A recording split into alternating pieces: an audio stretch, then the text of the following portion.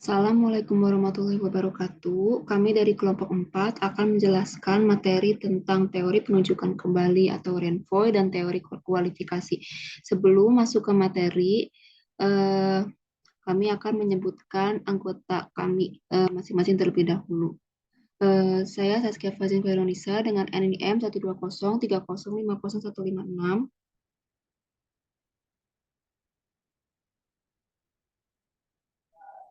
Kemudian saya sendiri Rizky Amalia dengan NIM 12030505154.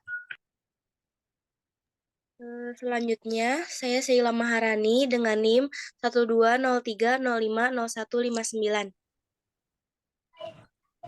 Saya Sofia Alawiyah Putri dengan NIM 12030505163.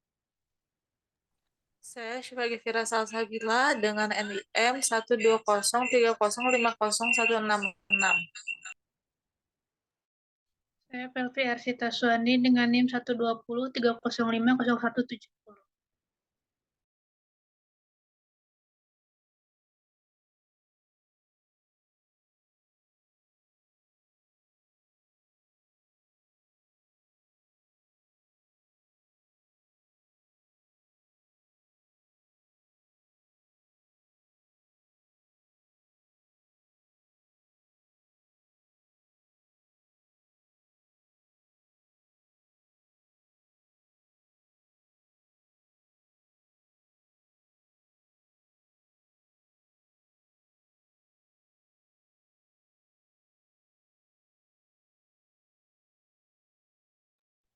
Baik, jadi ini materi kami yaitu yang pertama ada teori penunjukan kembali Renvoy.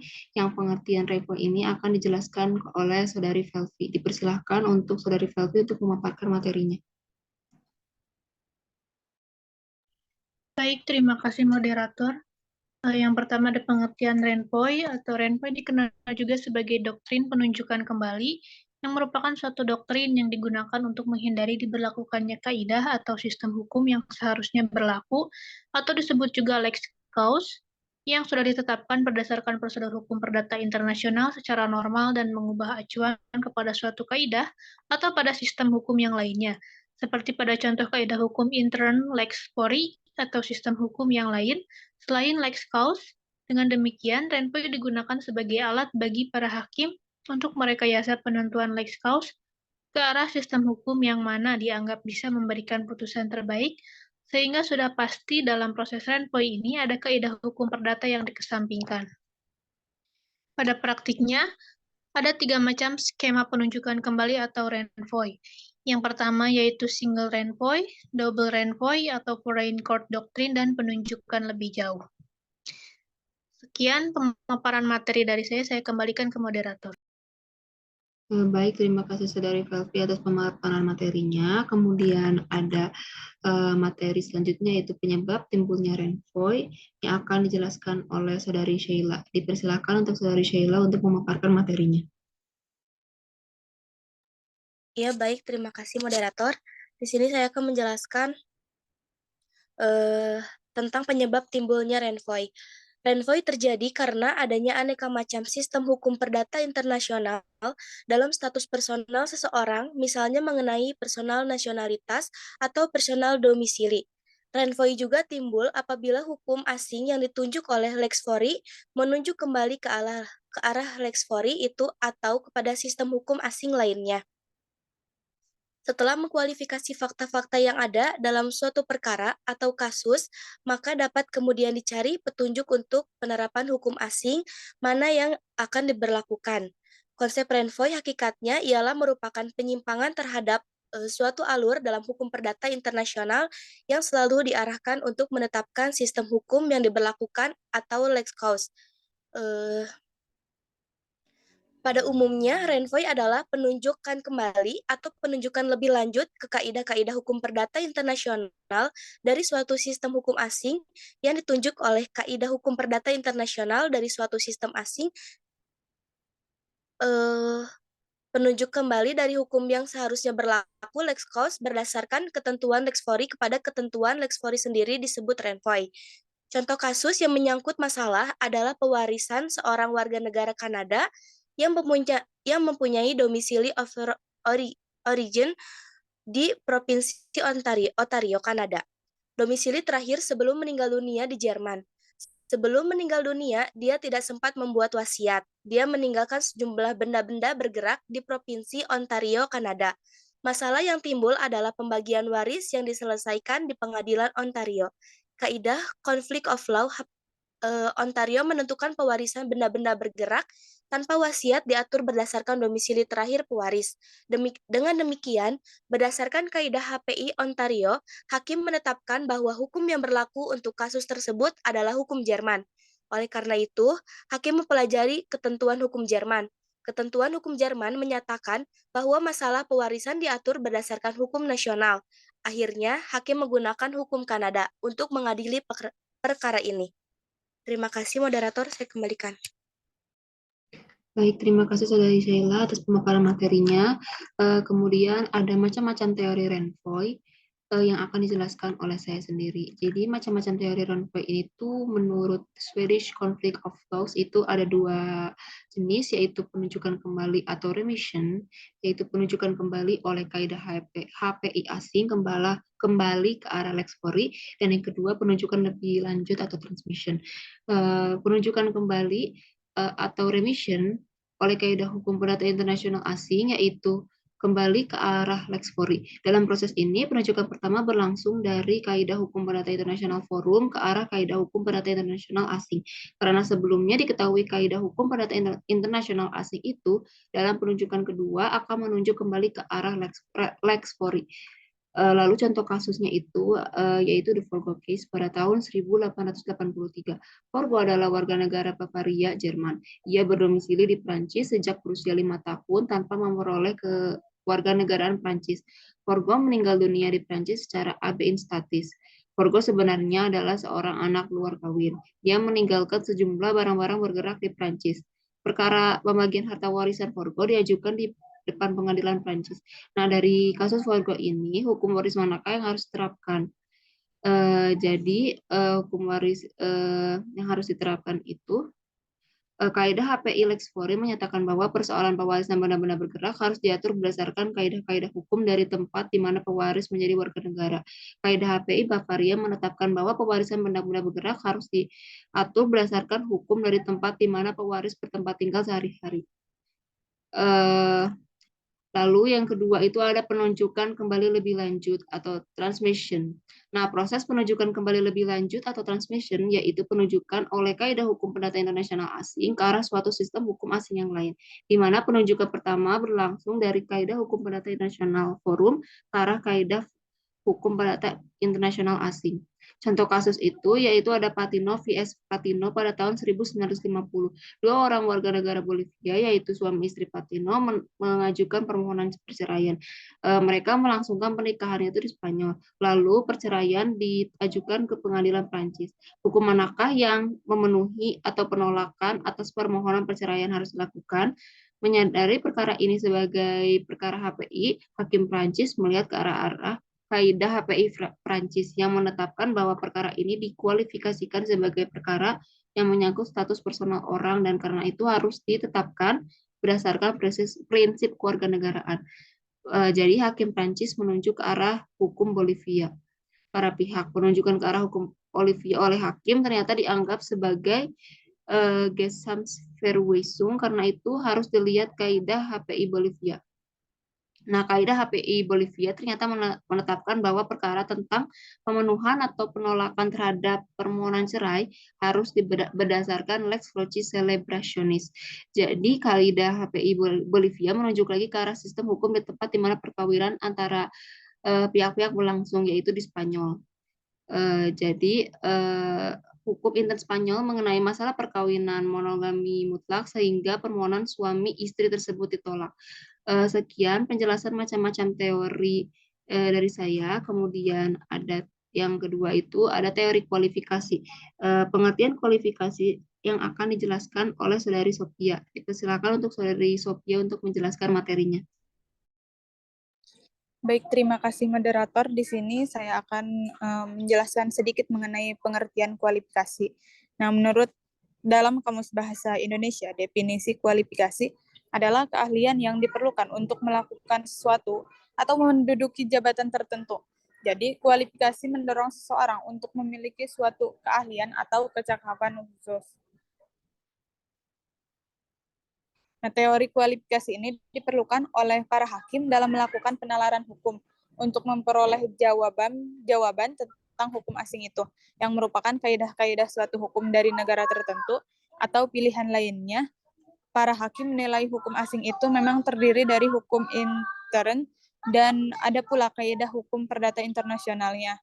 Sekian, dikembalikan kepada moderator. Baik, terima kasih Saudari Sophie atas pemaparan materinya. Kemudian ada macam-macam teori kualifikasi, yaitu teori kualifikasi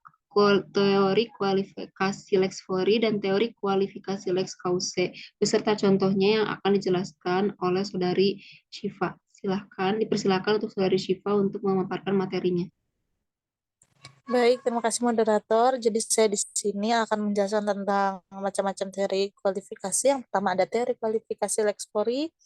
Menurut hakim, hukum material dari sang hakim adalah yang harus dipergunakan dalam kualifikasi ini. Sebagai contoh, misalnya dihadapkan pada istilah perjanjian perkawinan domisili dan tort. Maka istilah tersebut didefinisikan dan diinterpretasikan berdasarkan hukum material dari hakim itu sendiri.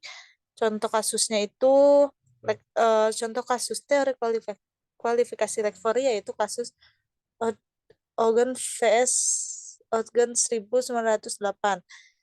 Philip, pria warga negara Prancis berdomisili di Prancis dan berusia 19 tahun.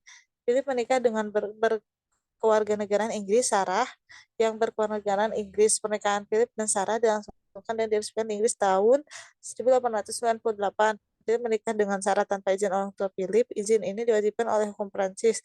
Pasal Kode Sivil tahun 1901. Philip pulang ke Perancis dan mengajukan permohonan di pengadilan Perancis untuk pembatalan perkawinan dengan Sarah dengan alasan bahwa perkawinan itu dilangsungkan tanpa izin orang tua. Permohonan dikabulkan oleh pengadilan Perancis dan Philip kemudian menikah dengan seorang wanita Perancis di Perancis. Sarah kemudian menggugat Philip di Inggris karena dianggap telah melakukan perzinahan dan meninggalkan istrinya terlantar. Gugatan tolak karena alasan yurisdiksi. Tahun 1904, Sarah yang sudah merasa tidak terikat dalam perkawinan dengan Philip kemudian menikah kembali dengan Ogden, warga negara Inggris, dan dilangsungkan di Inggris tahun 1906. Ogden mengaku bahwa Sarah masih terikat dengan perkawinan dengan Philip karena berdasarkan hukum Inggris, perkawinan Philip dan Sarah belum dianggap batal karena keputusan pengadilan Prancis tidak diakui di Inggris. Ogden kemudian mengajukan permohonan pembatalan perkawinan dengan Sarah dengan dasar hukum bahwa istrinya telah berpoligami. Permohonan diajukan di pengadilan Inggris. Proses penyelesaian sengketanya untuk menerima atau menolak permohonan Ogden, hakim harus menentukan terlebih dahulu apakah perkawinan Philip dan Sarah sah atau tidak. Pokok permasalahannya dalam perkawinan Philip dan Sarah berkisar pada persoalan izin orang tua sebagai persyaratan perkawinan, terutama dalam menetapkan apakah Philip memang memiliki kemampuan hukum untuk menikah. Yang kedua ada teori kualifikasi Lex Cause. Pada dasarnya teori kualifikasi ini harus dilaksanakan sesuai dengan ukuran dari keseluruhan sistem hukum yang berkaitan dengan perkara. Maksud dari teori ini adalah guna menentukan kaidah HPI mana dari Lex Fori yang paling erat kaitannya dengan hukum asing yang mungkin diberlakukan. Contoh kasusnya itu kasus Nichols vs. Nichols 1900. Kasus menyangkut sepasang suami berkeluarga negara Prancis. Pernikahan mereka diresmikan di Prancis. Ketika pernikahan dilangsungkan pada tahun 1854, pihak kedua tidak membuat perjanjian atau kontrak tentang harta perkawinan. Setelah pernikahan, mereka pindah ke Inggris. Suami meninggal dunia di Inggris dengan meninggalkan testamen yang dibuat secara sah di Inggris. Istilah testamen ternyata mengabaikan semua hak istri atas harta perkawinan. Istri kemudian mengajukan gugatan terhadap testamen dan menuntut haknya atas harta bersama. Gugatan diajukan di pengadilan Inggris. Proses penyelesaian perkara ini dapat dikualifikasikan sebagai warisan testamenter atau kontrak tentang harta perkawinan. Hakim Inggris kemudian mengkualifikasikan perkara ini sebagai warisan testamenter. Kaidah inter-Inggris mengatakan bahwa status kepemilikan atas benda-benda bergerak dari sepasang suami istri harus diatur dengan sebuah kontrak, tegas atau diam-diam. Kaidah HPI Inggris mengatakan bahwa jika kontrak tentang status kepemilikan atas benda-benda bergerak dari sepasang suami istri tidak ada, maka status kepemilikan atas benda-benda itu harus diatur berdasarkan lex loci celebrationis, hukum tempat peresmian perkawinan. Kaidah Inter Prancis mengatakan bahwa apabila para pihak dalam suatu perkawinan tidak membuat suatu kontrak secara tegas, harta yang ada dalam suatu perkawinan akan menjadi harta bersama. Hakim kemudian mengkualifikasikan kembali perkara berdasarkan kaidah intern sebagai perjanjian diam-diam untuk bercampur harta. Konsekuensinya, kewenangan mewaris sang suami melalui testamen hanyalah mencakup setengah dari seluruh harta bersama. Baik, sekian pemaparan materi dari saya kembalikan kepada moderator. Baik, terima kasih Saudari Syifa atas pemaparan materinya. Kemudian masih ada macam-macam teori kualifikasi, yaitu teori kualifikasi bertahap dan teori kualifikasi otonom, beserta contohnya yang akan dijelaskan oleh Saudari Rizky Amalia. Dipersilakan untuk Saudari Rizky untuk memaparkan materinya. Baik, pada moderator, saya di sini akan menjelaskan macam-macam teori, yaitu teori selanjutnya, teori kualifikasi bertahap. Munculnya teori ini karena keberatan pada ketidaksetujuan bahwa tidak mungkin kualifikasi dilakukan dengan lex causa atau menggunakan hukum yang seharusnya berlaku, karena sesungguhnya hukum yang hendak diberlakukan itulah yang justru masih perlu ditentukan dengan bantuan proses kualifikasi.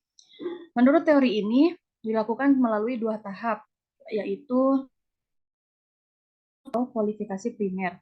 Pada kualifikasi ini, hakim harus menemukan kaidah hukum pidana internasional atau choice of law atau lex fori yang akan dipergunakan untuk menentukan titik taut penentu. Kualifikasi yang dilaksanakan dengan sistem kualifikasi intern yang dikenal pada lex fori, di mana kualifikasi ini dilakukan guna menetapkan lex causa. Kaidah HPI lex fori harus dikualifikasikan menurut hukum material sang hakim atau kaidah internal. Ini dicari kepastian mengenai pengertian hukum seperti domisili, pewarisan, tempat pelaksanaan kontrak. Semua itu harus disandarkan pada pengertian dari lex fori. Berdasarkan kualifikasi ini, akan ditemukan hukum yang seharusnya dipergunakan. Kemudian ada kualifikasi tahap kedua atau kualifikasi sekunder. Boleh di next?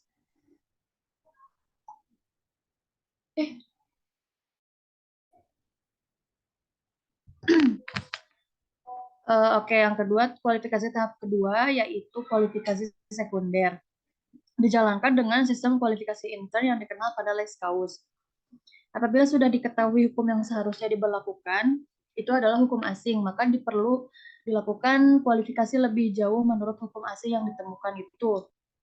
Pada tahap ini, semua fakta dalam perkara harus dikualifikasikan kembali berdasarkan sistem kualifikasi yang ada di lex causa. Berdasarkan hasil kualifikasi ini, maka hakim dapat menentukan kaidah hukum intern lex causa yang akan digunakan untuk menyelesaikan perkara. Contoh, seseorang meninggal dengan meninggalkan sejumlah harta peninggalan berupa benda tetap dan bergerak di berbagai negara. Pewaris berkewarganegaraan Indonesia dan berdomisili akhir di Prancis serta meninggal dunia di Prancis, maka pembagian waris tersebut diajukan ke pengadilan Indonesia. Kemudian yang terakhir, teori kualifikasi otonom. Kualifikasi ini berdasarkan metode komparatif atau perbandingan. Kualifikasi otonom pada dasarnya menggunakan metode perbandingan ini untuk membangun sistem kualifikasi yang berlaku secara universal. Kualifikasi yang dilakukan secara otonom ini terlepas dari salah satu sistem hukum tertentu. Artinya, dalam HPI, seharusnya ada pengertian hukum yang khas dan berlaku untuk serta mempunyai makna yang sama dimanapun di dunia ini. Teori ini ideal, tetapi di dalam praktek hal tersebut sukar untuk dilaksanakan karena beberapa alasan, menurut Harjo Wahono.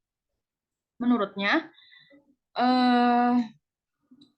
sukar untuk dilaksanakan karena menemukan dan menetapkan pengertian hukum yang dapat dianggap sebagai pengertian yang berlaku umum adalah pekerjaan yang sulit dilakukan.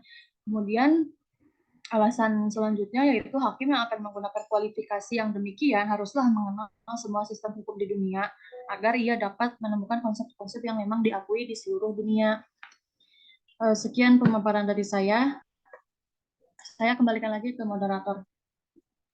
Baik, terima kasih Saudari Rizky Amalia atas pemaparan materinya.